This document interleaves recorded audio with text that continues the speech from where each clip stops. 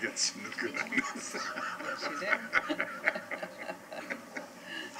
That's right. It'll all work out. It always does one way or another. That's what it's scripted. You just read it, you know, it's just all you have to do. It's your first No time ad reading libbing. it. Just stick to the script. They don't know what to do that in front of you, just read it. No ad libbing. How do you turn that on? I don't know, she did it for me. Oh, okay. Mine's not working. I got the paper anyway. So. The problem is I can't ever remember.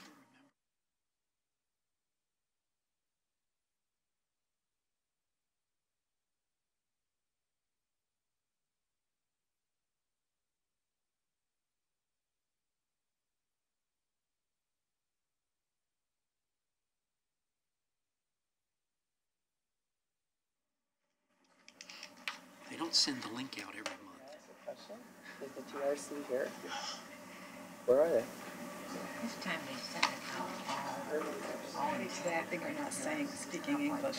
I had one of those days Maybe yesterday. I have it in my emails. It's like, can you read what I just was said? down at Not in English. I don't know. I have days like that every day. when I see it come over, We're doing so much together. you know, So we need to take a group photo of all you guys before the I meeting starts. sent this, not only, like, just, I sent it to everyone in And so Zoom they grants who had their have name a in photo Zoom of grants. all the boards. I mean, the Realize world that knows. not I everybody's do. here, but Who those goes are going to be in the photo. I talked to So, them personally. can we bring you guys down here for a group photo real quick? So we're doing that right now? right now. Before the meeting starts. It certainly doesn't look like. Okay, then I guess because the meeting starts in about a minute. All right, well, then, let's go. Come on down here. Okay? Mike is here. I do mind. Okay, well, He was- he didn't have- It's just the four of us.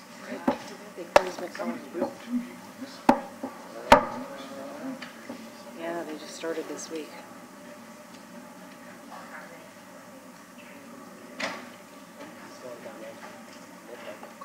We're going to put the shortest person on the step.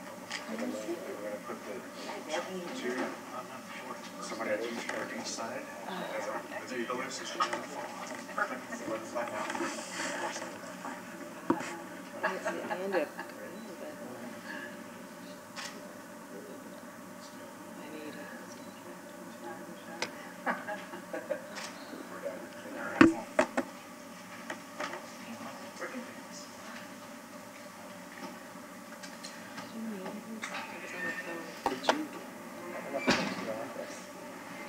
Stuff I left with- No, I'm sorry. Oh, but this stuff, is it different?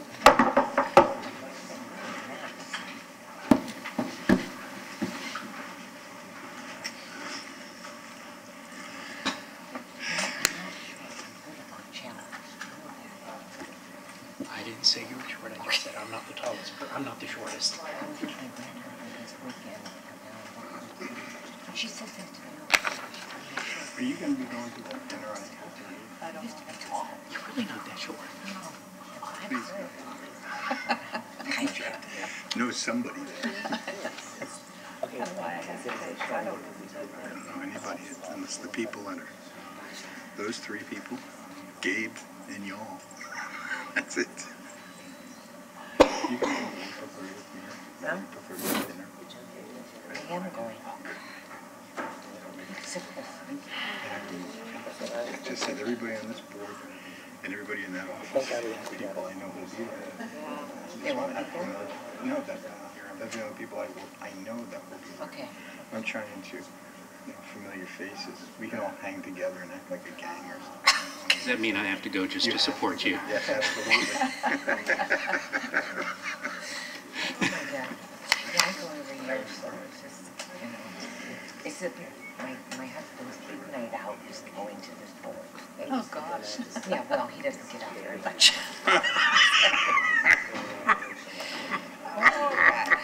And I'm out all the time. It's not really exciting. That's funny. No, I know, but. That's you know, true, I just don't want to see myself. Because he's not a volunteer. Oh, they don't And show I you. am a volunteer. Oh, okay. I went from turtles, now I'm looking for birds, you know. Okay. It's just I can't get But like, no, it's just weird, it seems to me like it's really white. So I'm getting involved with the Audubon or Like the the night. Lake. I don't When know. Parks and District, you know, so I can. Yeah, not ringing a bell. Festival. It is really bright. It is very bright. Busy 'cause of mine. I gotta wear a lot of makeup that day or something. Jen looks so tired. We ready? Should I gavel in? Chair? Today's meeting of the Neighborhood and Affordable Housing Advisory Board is called to order on April 9th, 2019. Welcome to everybody. The agendas of today's meetings are on the wall at the entrance of chambers. And please remember to turn off your cell phones. To ensure a complete record of the board's actions, we ask that each individual wishing to speak clearly state your name and spell your last name for the clerk. Will the board members please introduce themselves and state the fields you represent? Kevin Chenault from the nonprofit industry. Peggy Cookham, Real Estate. Pete Scalia, low income. Linda Count, Mortgage Banking. Our first order of business is to review and approve the minutes of the board's January 8th, 2019 meeting. I so approve the minutes. I'll May, second. all in favor, say aye. Aye. Opposed? The minutes are approved. Is there anyone here to speak to items not on today's agenda?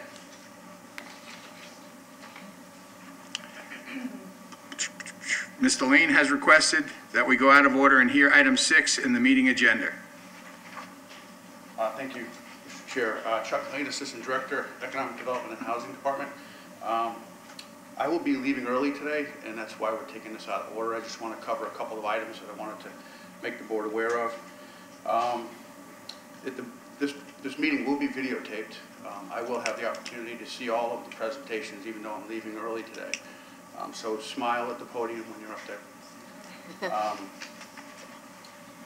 Regrettably, we have a resignation from the board. I think that the board needs to know that Haley Crum has submitted a resignation. So she was our chair. Mr. Scalia, of course, is stepping in on that today. We'll address the vacancy and come hopefully in the next meeting. So we have an advisory board meeting. An advisory board dinner, a recognition dinner coming up April 30th. It will be at the Sheraton Sand Key. You should have all received your invitation. If you haven't, let me know. I'll make sure you get that. It's going to be April 30th at 5:30 p.m. So this meeting today, as we know, is to have presentations for all of our applicants. The Technical Review Committee is here today. There are 4 members on the Technical Review Committee. They will review the applications over the next week or two. So they are here today. Just to give you some context as to what we're looking at, the public service is the key component. That's the most competitive aspect of what we're doing today. We have 11 applicants that have submitted for public service grant money. We don't know exactly what the allocation from HUD is going to be. What we do at this time is we assume we're going to get the same allocation we got last year. And if that holds true, we'll get somewhere in the neighborhood of $111,000 to distribute among our public service applicants. So that's where we're at. What we do, the Technical Review Committee will rank the applicants. We'll have 3 tiers, a top tier, a middle tier, and a lower tier, and the funding will be distributed according to that. So that's where we're at. We're also going to hear the public facilities presentations. We also have housing pool applicants that were given the option to present. None of them have asked us to have taken advantage of that opportunity. So that's where we're at. We have several presentations coming up. The next meeting we have for the board is going to be to approve the staff, the TRC, and the staff recommended allocations. So that's going to be a critical meeting. It's going to be on May 14th. It's important that we have a quorum, May 14th at 9 a.m. So, Mr. Chair, that concludes my comment. Okay. The next order of business is the agency presentations of their applications for fiscal year 2019-2020, annual action plan funding. From February 22nd through March 22nd, the city received applications for funding in its upcoming annual action plan. Each applicant will have the opportunity to present its proposed project or public service to the board this morning. Please be mindful, each agency has 3 minutes for its presentation, and the board will have an opportunity to ask questions following each presentation. There's a lighting system placed on the podium for the presenters. It will be green at the start of each presentation and will turn yellow when there is 45 seconds remaining. When it turns red, the 3-minute period has expired. It is not necessary that you use the entire 3 minutes. I'm sorry? Go ahead. Okay.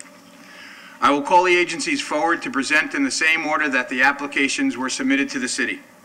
The agency that submitted first will be the first to present, and so on. The first presentation will be the Homeless Emergency Project to present their request for adult shelter salary support. Please come forward.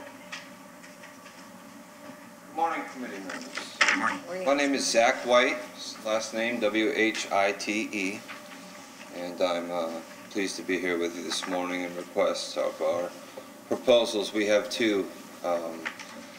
One is in regards to a $25,000 request for support of our emergency shelter staff. Historically, since 1986, HEP has been the prominent homeless and housing provider in North Pinellas County, and definitely the largest, most comprehensive. So aside from our continual expansion of wraparound services, support services, clinical wellness services, our continuous effort in aligning every appropriate resource possible to ensure ample opportunity towards success, sustainability, and independence for the populations that we're serving in this continuum. We're here to request for some supportive funds towards our staff. Our emergency shelter houses roughly 110 individuals every night, and we staff that operation 24/7, 365 days a year. It's vital in our continuum and continuum of services, and it's vital to ensuring the stability and supportive environment of HEP, to have staff around the clock to address any issues that occur outside of normal business hours. It's very common for us to intervene on various levels with the many residents that we house on any given day.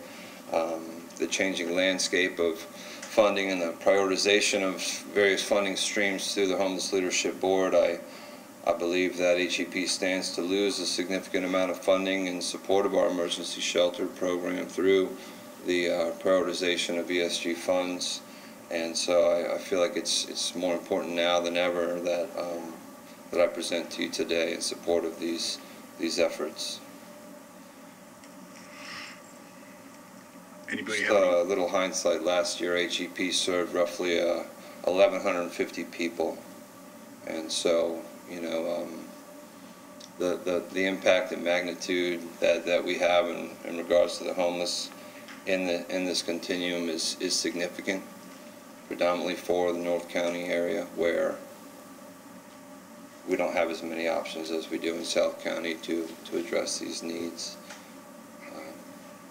And in regards to our successful outcomes, we track individuals exiting out of the emergency shelter and pinpoint where their location is going. And so we've seen a very significant accomplishment in terms of these individuals or families leaving to permanent housing, transitional housing, or otherwise better housing situations than when they arrive to us.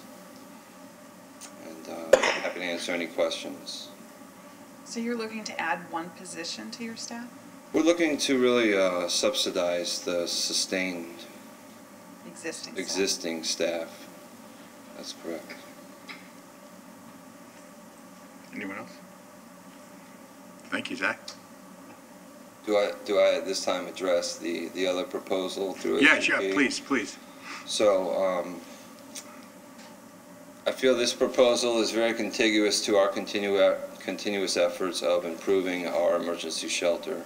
Last year we were supported through some funding for an industrial-sized generator. So in the event of a hurricane or some other natural disaster, this emergency shelter will be a very well-sustained, fortified structure to house these individuals. Right in the center of our emergency shelter is our full-service dining hall, where we last year served just over 110,000 meals. this industrial generator that's currently going through permitting and will be, you know, a permanent fixture very soon at HEP, will ensure continual electric for the dining hall to preserve any foods that we have, preserve the electricity and air conditioning for all the residents in the surrounding emergency shelter. And so to extend that effort, we've been in collaboration with an architectural group who has provided some signed sealed drawings for a renovation project that we are ultimately going to pursue and conclude at some point. And so we have a $99,000 request for renovations of the shelter. That would include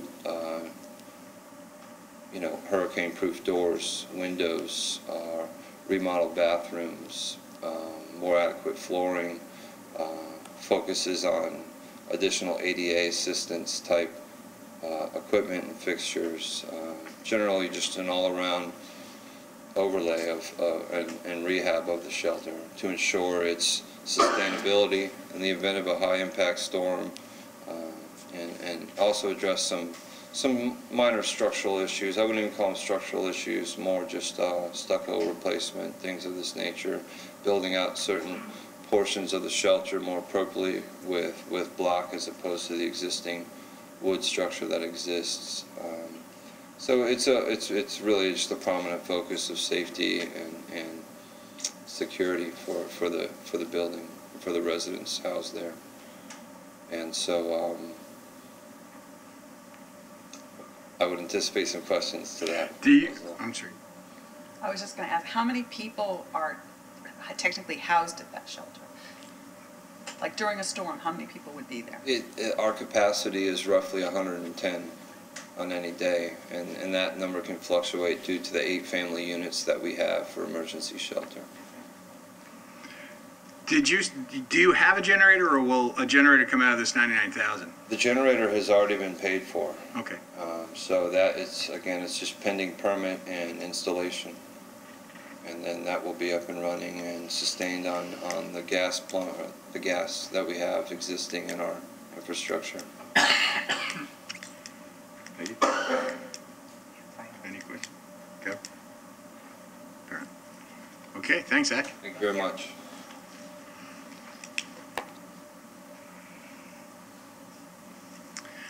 Sorry. Westcare Gulf Coast, Florida, Inc.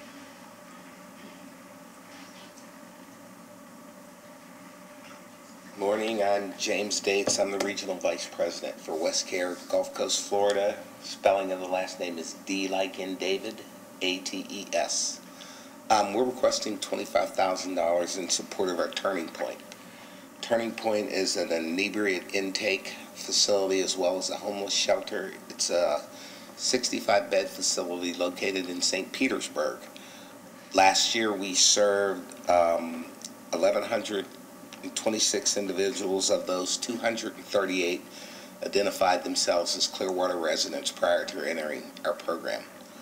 The way Turning Point works essentially is we take referrals from other agencies as well as law enforcement or self-referrals. You come into the program. Basically, everybody that comes into the program is under the influence.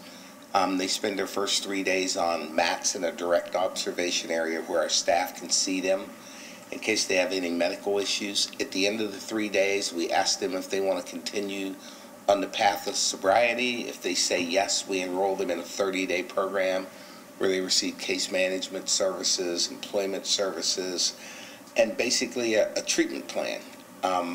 At the end of their 30 days, we try to transition them to other sober living environments. So, for instance, they could transition to our Mustard Seed In program, where we run a program in a jail diversion program in conjunction with the Public Defender's Office, or we refer them to other sober living environments. Turning Point also operates as a cold night shelter.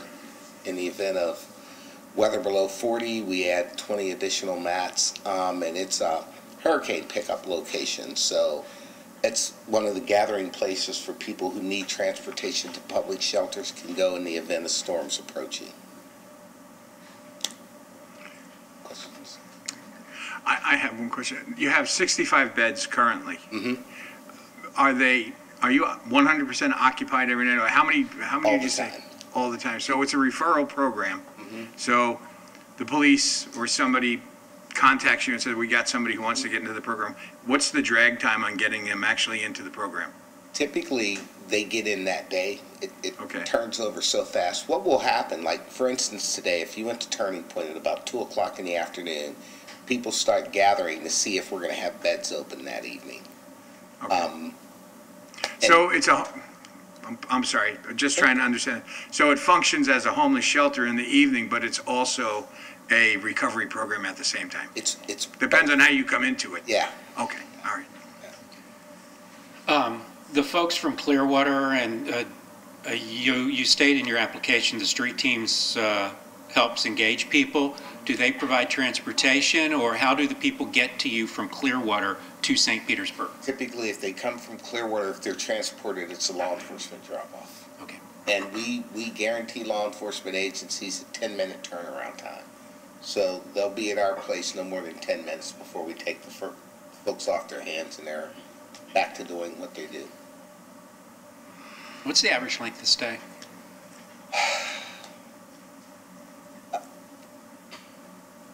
Probably about 60% of the folks there stay the 30 days. Okay. The other people, at the end of 3 days, if they say, no thanks, we're not interested, we kind of shake their hand, they leave. They can come back again in 30 days and try again. You know, we just don't, you know, you just can't come in and out every day. So are you acting as a Marchman Act facility? No. Okay. No. Thank you. Thank you. Gulf Coast Legal Services, Inc.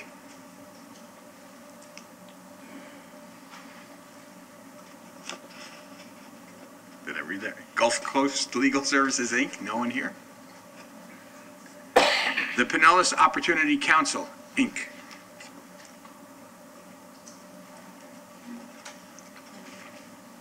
Good morning. My name is Kathy Russell, R-U-S-S-E-L-L. And I want to thank you for the opportunity to speak to you and for your past support. Clearwater funding is a vital part of our funding for seniors in this community.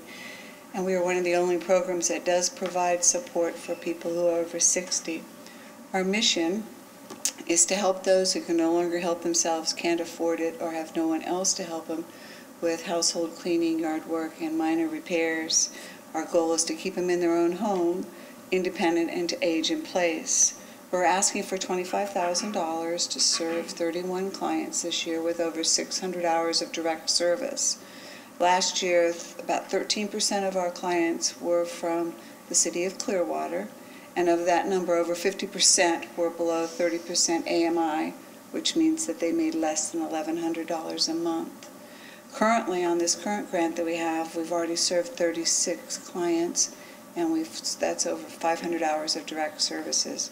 Our current wait list is 101, which is about 17% of our clients. And the services we provide, the inside is we do vacuuming, clean the baseboards, ceiling fans, windows, screens, do all the appliances like a spring cleaning. The yard work includes mowing, raking, weed eating, and debris removal. And our minor repairs are just very simple things that don't require a license, such as a drippy faucet or a leaky toilet, something to that effect. The best way to describe our program is to put a face on it. We served a 73-year-old gentleman in Clearwater recently who had suffered from depression and had severe mobility problems. His house was roach infested, had a very bad odor and a lot of debris. His homeowners association had threatened to clean it up and charge him for it, and he couldn't afford it, so he called us. It took us 4 days to clean the home for him, and we removed 3 tons of debris from the home, and the home is now in livable condition, and the homeowners association is happy with what we have done. And as always, I have to talk about my staff. Some of my staff has been with the program for over 30 years.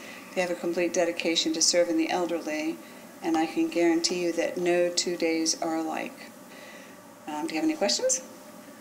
The numbers you quoted serve 31 clients. Is that 31 clients total or 31 clients from Clearwater? 31 clients from Clearwater. Okay, thank you. You have clients on your wait list. Is that because of funding? Funding, yes. Thank Thank you. you. The Safety Harbor Neighborhood Family Center. Good morning, Janet Hooper, Executive Director. We are also known as Maddie Williams Neighborhood Family Center as a DBA. Last name is spelled Hooper, H-O-O-P-E-R. We are one of 8 family centers partially funded by Juvenile Welfare Board. About 60% of our funding comes from the Juvenile Welfare Board, unlike many of the other centers who receive more. We also have the largest geographic area because we have a portion of Clearwater, we have Oldsmar, and we have Safety Harbor. Our grant applies only to Clearwater residents. We had 24,000 people come through our doors last year. About 35 to 40% are Clearwater residents. We provide critical basic needs: food, clothing, hygiene products, diapers, dog food, pet food, for free to any of the residents who live in our service area. If someone is from Clearwater and outside our main 33759 or 61, we give them the emergency food and then redirect them to other food pantries in the area.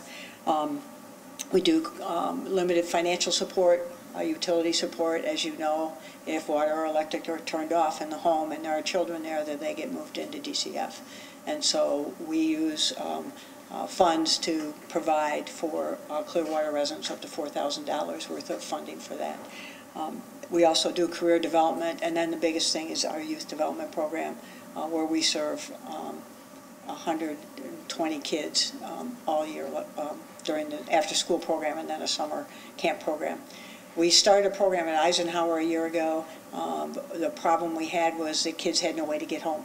The school buses were done, right? They don't stay and take them home after school. So they wouldn't stay for the extra services that they needed, the tutoring like we do up in Oldsmar or at our center. And so Juvenile Welfare Board provided a grant, so we're getting, in another month, we'll have a 29-passenger bus. Last summer, we took our van, we picked up 10 kids from Clearwater and took them up to our camp for free so that they'd have a camp experience. So our intent is to start a program at Eisenhower Elementary School and then use our bus to be able to transport those kids home. We're asking for $25,000, and that's to pay for partial admin assistant who is at the front desk, who serves the people when they come in every day, and then a youth development coach to be able to run the program at Eisenhower, and then partial funding for a bus driver because they have to have a CDL. It's a little different than having a van. So that's where we are in a nutshell. We have to raise a significant amount of money, about 40% of our funding, from outside sources. We do get funding from the City of Safety Harbor and from the City of Oldsmar. And much of that funding is intended for their residents. As you all know, that's how that all works. So I try to piecemeal everything together. So we've been very grateful for the funding you've given us. It's allowed us to be able to provide services to Clearwater residents. And I want to thank you personally for your service as a former city board member and also a commissioner. I realize how much time you all spent. So I thank you for doing this. We really appreciate it. Thanks. Did you have any questions? What is the average income of your clients? Most of them are below $15,000. Believe it or not, most of them are very low in income. How many children will be impacted by this? Well, we're hoping for, outside of the ones we already serve that come to our center, would be another 20 kids at Eisenhower. That's our goal for the first year. We already serve Clearwater residents that come to our center for an after-school program and summer camp. Thank you. Okay, thanks. Directions for living.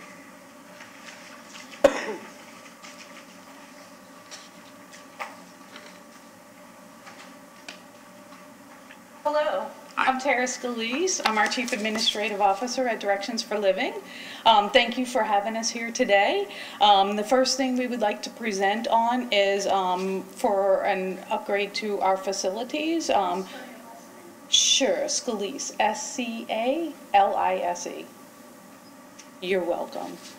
So the first thing we're asking for is to upgrade 8 of our bathroom facilities. We are headquartered in Clearwater, Florida, right here, and have been providing services since 1982.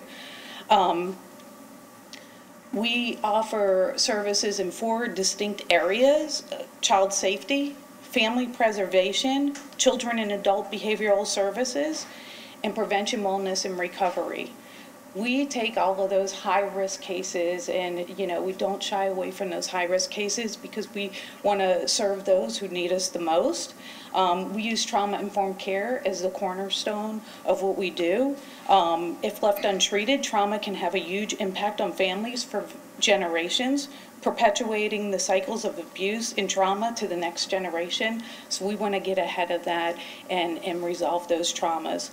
We impact the lives of over 20,000 people every year. So the project that we're looking for is to renovate 8 of our bathrooms. These bathrooms are 30 years old right now.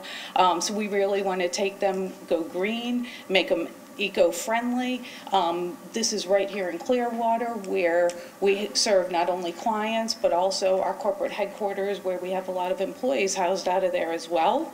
What we're asking for this project is $52,904. You have no idea how much this will help, with the clients that we serve, to have a nice, place to go into, as well as for our employees. We want to thank you all because we couldn't do it with all of the support that we get from you all over the past many years. Please help us take this to the next level and take our facilities to the next level. Do you have any questions for me on this project? Not on this project. All right, great. So the next project that we're looking for is still in the Clearwater area, and the same services that we do provide, but we're looking for support with our homeless case management from a public service standpoint, where we're providing case management support for Pinellas Hope. Right now we have a position that's already in place. It was originally created years ago to help with an influx of people in the Pinellas Hope area who had mental health issues. We were noticing a lot of the people that resided in Pinellas Hope, they had some mental health issues that we needed to connect them with. So we were providing those services for them. So we're looking for some case management support for a position we already have in existence. We're asking for $18,446. Any questions with this? Do you know how many of those clients are from Clearwater that you service? Of the 21,000 in total, predominantly in Clearwater, roughly 17,000. For this Pinellas Hope, last year we served 200 clients for the Pinellas Hope one, which is different than the eco bathrooms. Is the case manager we're speaking about right here dealing with mental illness? Yes, linking them with services, connecting them with our behavioral health programs, and helping them get the services that they need to get housing, affordable housing. Okay. Anyone else? Any questions? No? Thank you. Thank you so much. Have a great day, you all. The Tampa Bay Black Business Investment Corporation. Okay, no. RCS Pinellas, Inc.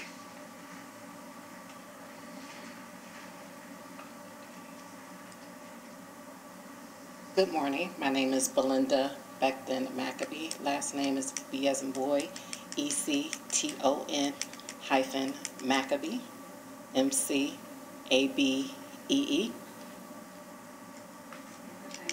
Belinda.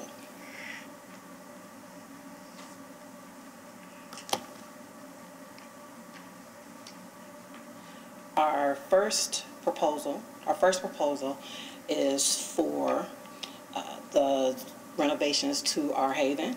RCS serves over 100,000 residents in Pinellas County through our 5 programs. That would be the food bank, our basic needs program, our Grace House Family Shelter, and the Haven of RCS Domestic Violence Program.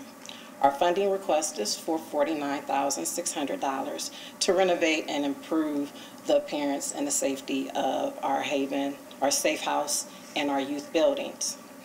Those items that would be included in those costs would be the paint the exterior of our Safe House and our youth building, also do some landscaping, and also paint a bedrooms and bathrooms in our wing where we have just the women without children.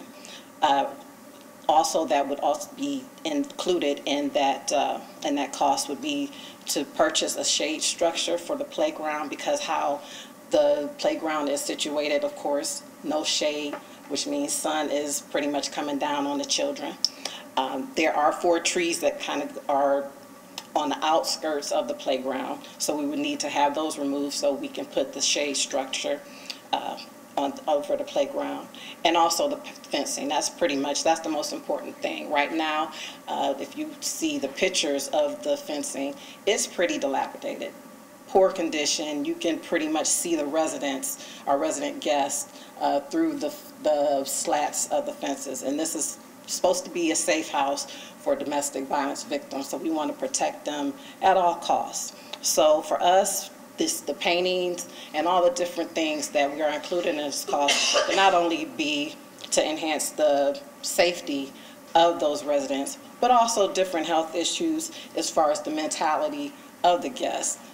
Some parts of the safe house that I'm proposing are a little run down, so we feel with these cosmetic enhancements, it would improve the mentality of our guests there.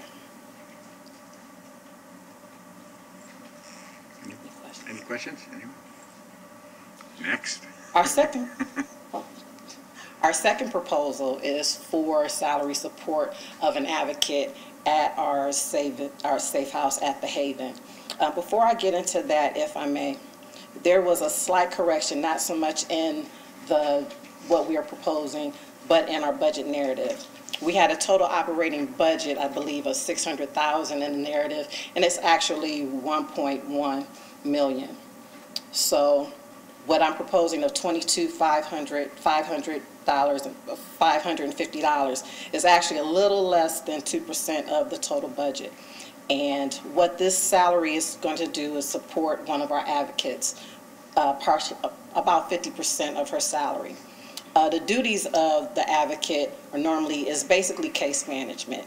And what these advocates do is they pretty much help these women who are affected by domestic violence basically get back to self-sufficiency, or get to self-sufficiency so they won't have to depend on their abuser.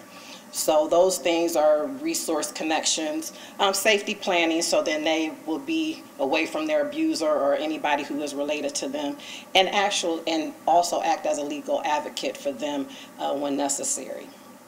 So because we know that they serve about 35 individuals throughout the year, and it really does make an impact on their lives. They help them from the time of the injunction and the time of the intake, all the way up through to when they are ready to leave 45 days later. And they are eligible for follow-up care, and these are what the advocates do. So for that support, we believe it will make an impact on those that they help. Any questions? Any questions? Pretty straightforward. Appreciate it. Thank you. Thank you. The Intercultural Advocacy Institute, Inc.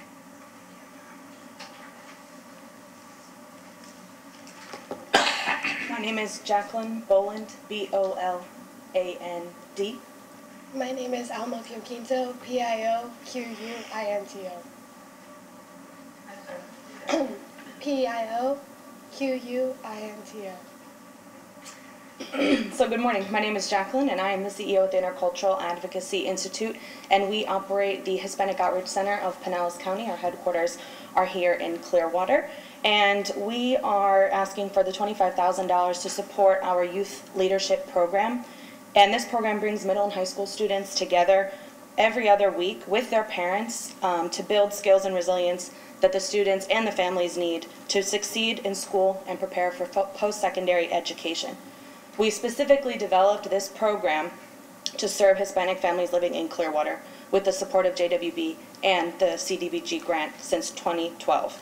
And we continue to work closely with the City of Clearwater, and we're working closely with Ross Norton Rec Center in the Lake Bellevue NRSA to further serve our families and provide additional space for programming. This $25,000 will support the social worker and support staff who operate the family component of our program.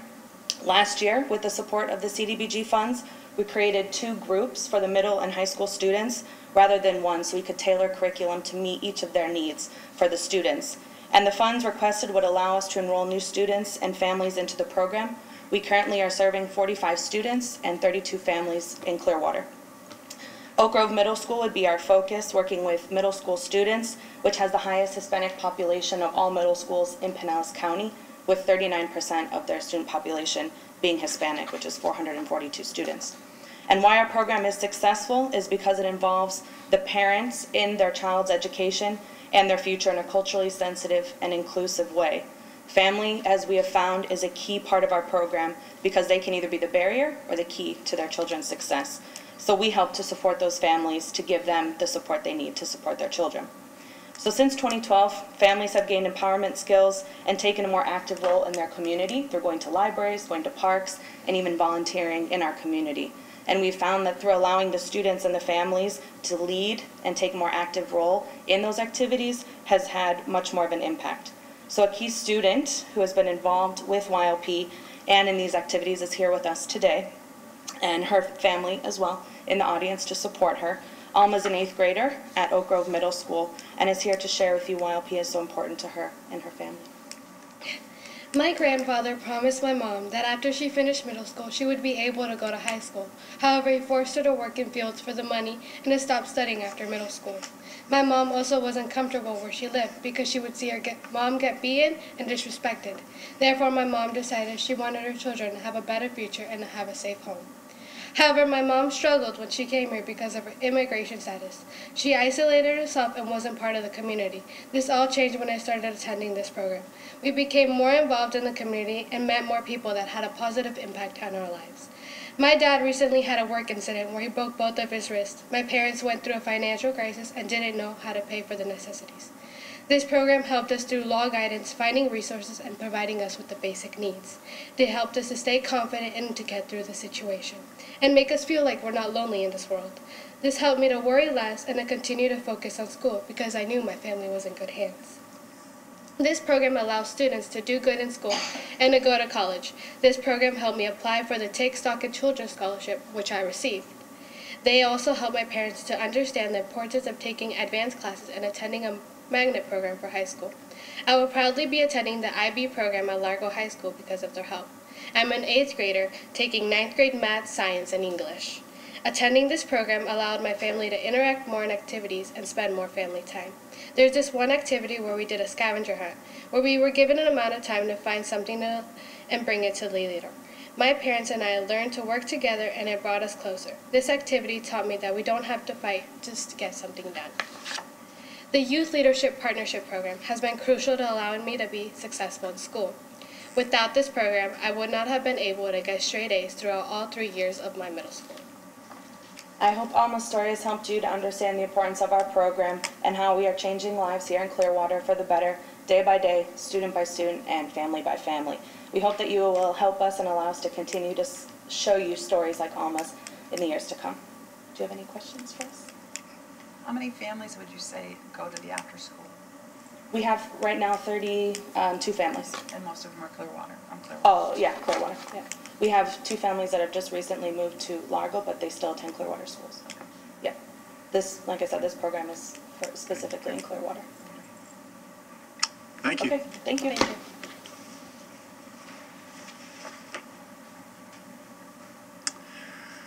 The Hispanic Business Initiative Fund of Florida, DBA Prospera.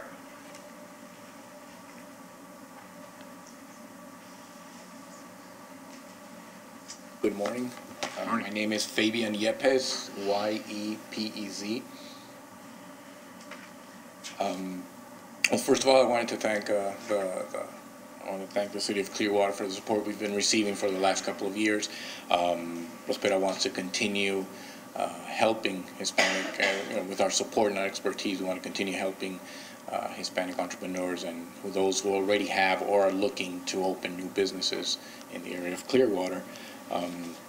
As you know, our services continue to be free, and those are through education. We do consultations, workshops, and we offer grants, business grants.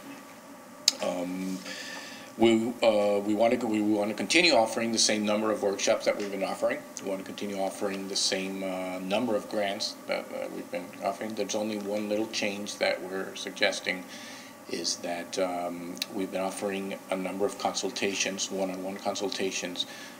We noticed that we might, we think it's a good idea to, instead of reducing just a little bit number of consultations, we want to offer a 2-day boot camp for businesses. What we want to do in this boot camp, and what we found is businesses usually when they come, they're basically asking for two things. Either they want more money, or they need money, or they need more clients. We think that helping them with this boot camp, we'll be able to focus on certain clients that will be able to benefit with this. So we're thinking of offering how to create a business plan for loan purposes. And the second day of the boot camp, we would teach them a little bit about marketing and advertising, how to promote their businesses and be able to bring more people. Although last year we already honored, we have an event every year, Success Stories Luncheon, where we honor certain businesses that have been successful and been able to create jobs, and that with our help have been able to accomplish this. Last year we already recognized a Clearwater business, and hopefully with this boot camp we'll be able to increase the number and be able to help more businesses. How much are you asking for, Fabian? We're asking for $30,000. $30,000. And what type of businesses do you help? We help any type of business. I mean, it can be from a small person who has baking something from their homes, to larger businesses that are providing even services among the Hispanic community. So really any profession? It's any profession. We don't. It really doesn't matter what type of. It's what we're more focused in is being able to help them create jobs and become sustainable. Last year, just in the city of Clearwater, we were able to create 25 jobs, but we were able to retain 30. So we want to continue to do that. Kevin? Okay. Thank you. Okay, thank you.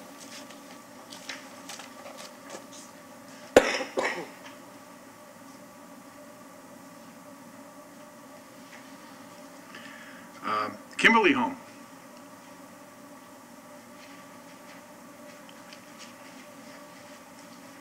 Good morning. Whoops. My name is Kate Kelly, Kelly, and I am the CEO of Kimberly Holman Pregnancy Resource Center, located right here in Clearwater. Kimberly Holman just celebrated its 36th anniversary, and we have been in the location where we are now at the corner of Drew Street and Missouri, that kind of odd intersection where Northeast Cleveland comes in, since 1996. So since arriving there with the help of the city, we've been able to expand our campus to include not just the center, but also we added a childcare center back in early 2000, and we've been slowly acquiring houses around our campus for the purpose of housing moms who would otherwise be homeless. We have currently 6 homes that are active right now, and we have one that we recently received, but it's awaiting funding for renovation. When completed, we would have 16 beds for those moms. It's a small portion of the number of women we actually serve. We serve over 700 women plus their children in a year's time. I am here today to ask for the residential advisor position. It's a $25,000 request, and that position would be for Well, what we've discovered is we really need to have somebody living on campus 24/7. It's vital to our program for the safety of the moms, for the security. We actually we call her house mom. She's the house mom to those moms. They need to have someone there at any time, any given time. I mean, because we're not a gated facility, there's always the chance of somebody coming through there at night, or babies tend to be born in the middle of the night. So it's good to have somebody they know and trust with them at that time. She's also there to teach them how to care for their home and how to care for the surrounding grounds. We take great pride in having the girls take pride in the campus that they're living on, as well as Clearwater in general. As you probably know, we do, in addition, provide pregnancy testing and ultrasounds and counseling. We also provide education to the moms. So that's all available to the residents. They're able to attend all of our classes in prenatal, postnatal care, budgeting, birthing care, everything that you would absolutely need, as well as parenting and life skills. We also provide the childcare opportunities, which is right there on campus. 3 years now. We moved it from the inside of our building to the street behind, right by the housing, and we're able to double the size there. So we have a capacity for 30 of those children, which we give priority to the moms who live on the campus for that daycare. So they literally just have to walk a couple houses away to get their children to daycare. Other than that, I do want to just tell you how successful this program has been. Is that it? That's it. Oh, sorry. Done. Any questions? How long do the mothers typically stay at Kimberly? The rule of thumb is they can stay till the baby's 6 to 9 months old, but if they're not ready for that, and typically they aren't, they're allowed to apply for an additional year. So if they come early in pregnancy, they can literally end up staying 2 years. Your $25,000 request is a large portion of this person's salary, according to your budget.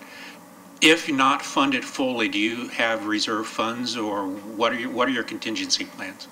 Well, we're scrambling. We provide the utilities and obviously she needs to stay there, but it's a struggle. We went a whole year without one, so we're trying. We just don't pay them a lot. You might have said it and I missed it. How many women have you helped this year or in the past fiscal year? For the whole program, it's 700, approximately 700 a year. 700. But with the children, it's double that. Oh, also, some of our moms have 2 to 3 children, so we have a mom living there now with 3 children herself. So it just depends on who comes to us. Thank you. All right, thank you very much. And last but not least, Miracles Outreach Cdc.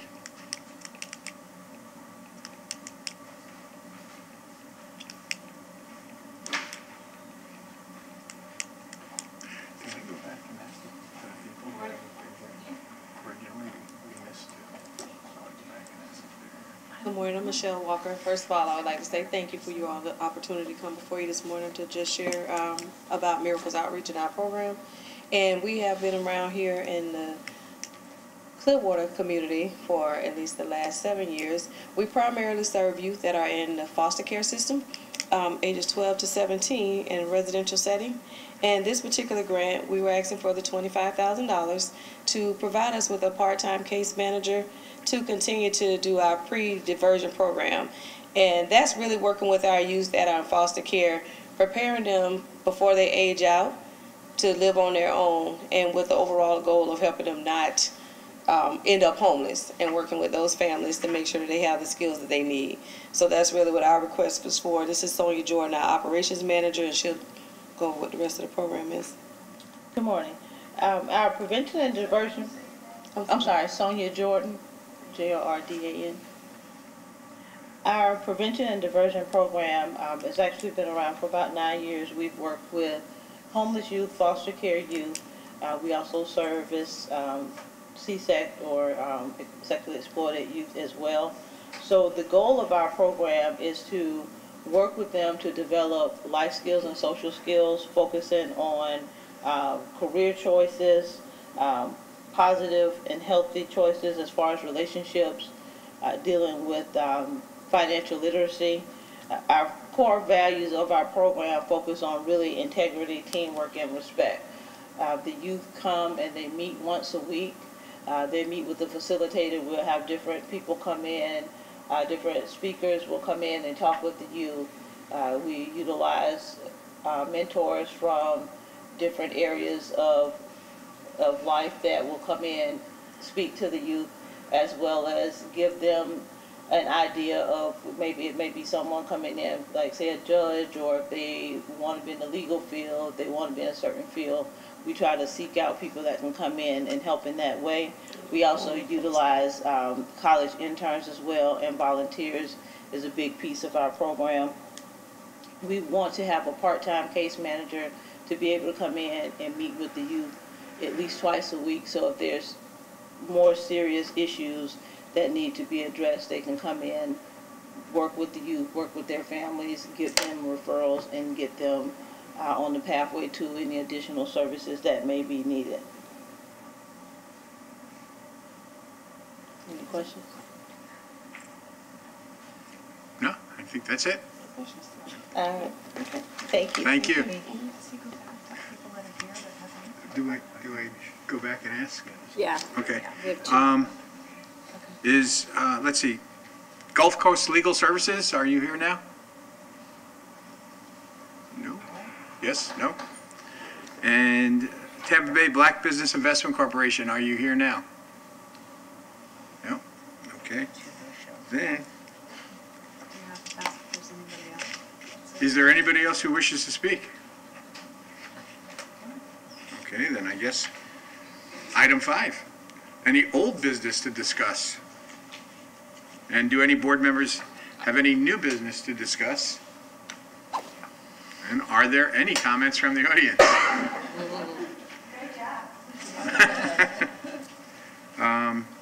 Any board members that would like to be heard on any subject, at anything? The floor is yours. And then item 8 is adjournment. Our next NAHAB meeting is on May 14th, 2019 at 9 a.m. here in Council Chambers in the main library, where the board will be asked to approve the annual action plan allocations.